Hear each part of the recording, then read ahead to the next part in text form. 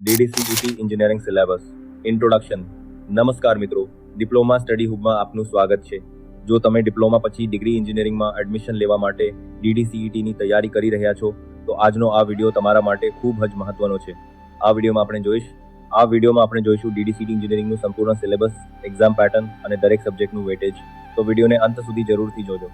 પ્રથમ વાત કરીએ DDCET એન્જિનિયરિંગના એક્ઝામ પેટર્નની. DDCET એન્જિનિયરિંગમાં મુખ્ય બે પેપર છે, BE01 basics of science and engineering અને BE02 એપ્ટિટ્યૂડ ટેસ્ટ, જેમાં મેથેમેટિક્સ અને સોફ્ટ સ્કિલનો સમાવેશ થાય છે.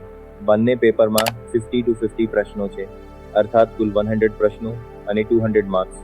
એક્ઝામ માટે કુલ સમય 150 મિનિટ્સ એટલે કે 2 કલાક 30 મિનિટ છે. હવે આવીએ પહેલા પેપર તરફ.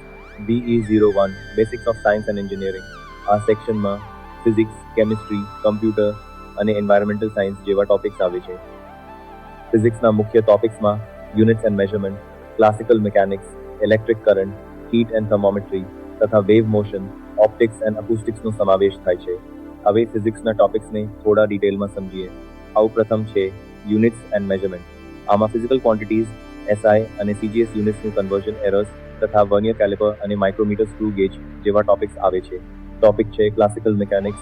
તેમાં motion, velocity, acceleration, Newton's laws, momentum, circular motion, work, energy અને પાવર જેવા કોન્સેપ્ટ્સ આવે છે.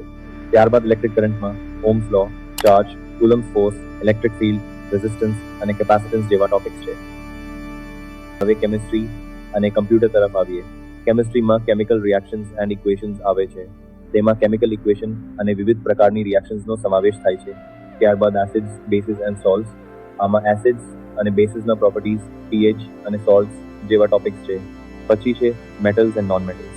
આમાં મેટલ્સના પ્રોપર્ટીઝ, આયોનિક કમ્પાઉન્ડ્સ અને કરોઝન જેવા ટોપિક્સ આવે છે. અને કોમ્પ્યુટર પ્રેક્ટિસમાં computer basics, internet, HTML, MS Word, MS Excel અને MS પાવરપોઈન્ટનો સમાવેશ થાય છે. હવે વાત કરીએ એન્વાયરમેન્ટલ સાયન્સની. આ સેક્શનમાં ઇકોસિસ્ટમ, પોલ્યુશન અને તેના પ્રકારો, ક્લાઇમેટ ચેન્જ અને રિન્યુએબલ એનર્જી સોર્સિસ જેવા ટોપિક્સ છે. રિન્યુએબલ એનર્જીમાં hydro, solar, wind, biomass, tidal અને જીઓથર્મલ એનર્જીનો સમાવેશ થાય છે. સાથે સાથે આ એનર્જી સોર્સિસની અવેલેબિલિટી અને લિમિટેશન્સ વિશે પણ તૈયારી કરવી જરૂરી છે. હવે આવીએ બીજા પેપર તરફ. BE02 aptitude test. આમાં મેથેમેટિક્સ અને સોફ્ટ સ્કિલનો સમાવેશ થાય છે.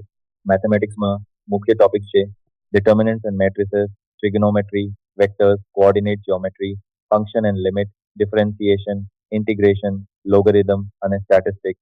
આ ટોપિક્સમાંથી ખાસ કરીને મેથેમેટિક્સના કોન્સેપ્ટ અને ફોર્મ્યુલાસ પર સારી પકડ રાખવી ખૂબ જરૂરી છે. હવે મેથેમેટિક્સના પ્રથમ ભાગને સમજીએ. ડિટર્મિનન્ટ્સ એન્ડ મેટ્રિસીસમાં ડિટર્મિનન્ટ, મેટ્રિક્સના ટાઇપ્સ, મેટ્રિક્સ ઓપરેશન્સ, ઇન્વર્સ અને સાયમલ્ટેનિયસ ઇક્વેશન્સ આવે છે. ટ્રિગોનોમેટ્રીમાં angles, trigonometric functions, allied angles, compound angles અને ફોર્મ્યુલાસ આવે છે. વેક્ટર્સમાં magnitude, direction, addition, subtraction, dot product અને ક્રોસ પ્રોડક્ટનો સમાવેશ થાય છે. અને કોઓર્ડિનેટ જ્યોમેટ્રીમાં સ્ટ્રેટ લાઇન અને સર્કલના કોન્સેપ્ટ આવે છે. હવે આવે છે મેથમેટિક્સનો ખૂબ જે ઇમ્પોર્ટન્ટ ભાગ, કેલ્ક્યુલસ. આમાં ફંક્શન એન્ડ લિમિટ આવે છે. ત્યારબાદ ડિફરન્શિએશન એન્ડ ઇટ્સ એપ્લિકેશન. આમાં ડિફરન્શિએશનના રૂલ્સ, ચેઇન રૂલ્સ, ઇમ્પ્લિસિટ અને પેરામેટ્રિક ફંક્શન તથા વેલોસિટી અને એક્સેલરેશન જેવા એપ્લિકેશન્સ આવે છે.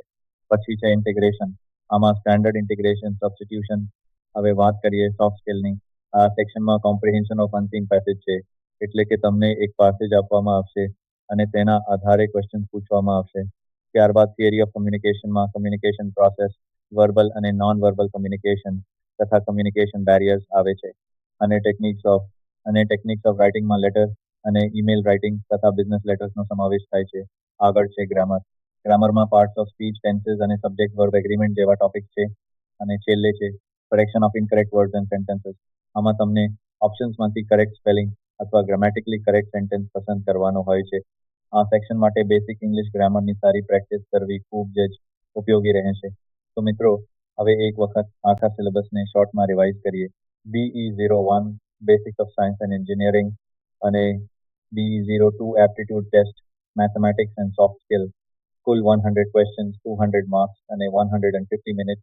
આ સિલેબસ ગુજરાત ટેકનોલોજીકલ યુનિવર્સિટીના DDCET એન્જિનિયરિંગ સિલેબસ પર આધારિત છે. ઓફિશિયલ ડોક્યુમેન્ટમાં સિલેબસનું પબ્લિકેશન ડેટ 18 જાન્યુઆરી 2024 આપવામાં આવ્યું છે.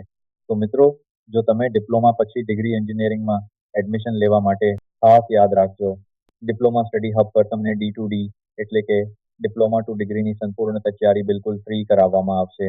અહીં તમને DDCETના complete lectures, important question, MCQs, previous year papers, exam strategy અને D2D એડમિશનના મહત્વના અપડેટ એક જ જગ્યાએ મળશે. એટલે D2Dની તૈયારી માટે અલગથી કોઈ પેઇડ કોર્સ લેવાની જરૂર નથી. આપણી આ આખી પ્રિપેરેશન જર્ની અહીં ફ્રી રહેશે. તો હમણાં જ ડિપ્લોમા સ્ટડી હબને સબસ્ક્રાઇબ કરો અને તમારા ડિપ્લોમાના મિત્રો સાથે પણ આ ચેનલ શેર કરો. ચાલો સાથે ભણીએ, સાથે તૈયારી કરીએ અને સાથે ડિગ્રી એન્જિનિયરિંગ સુધી પહોંચીએ.